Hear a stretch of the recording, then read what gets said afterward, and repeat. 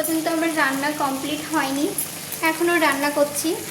এখন লাস্ট রান্নাতে কি করছি চলো তোমাদেরকে দেখাই। এখন এই দেখো, এখন এই রান্না হচ্ছে যে ওলের ডাঁটাটা আমি রান্না করছি আলু দিয়ে, পটল দিয়ে, তারপরে কাঁঠালের বিছন সমস্ত কিছু দিয়ে ওলের ডাঁটাটা রান্না করছি। এটা প্রায় শেষের দিকেই ধরো, জলটা শুকিয়ে এসছে, তো এটা আরেকটু শুকনো শুকনো করবো। তারপরে নামানোর সময়তে একটু আচারের তেল দিয়ে নামিয়ে দেব।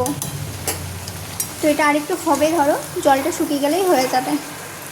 আচারের তেলটা দিলে একটু ভালো স্বাদ হয়, খেতে বেশ ভালো লাগে, তার জন্য নামানোর একটু আগে আচারের তেলটা দেব।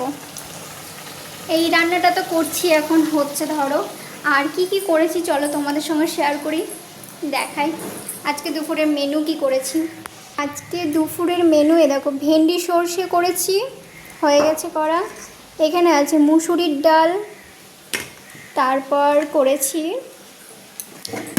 এটা পনির আছে আগেকার, মানে আগের দিনের করা পনিরটা। আর এখানে দেখো গরম গরম ভাত।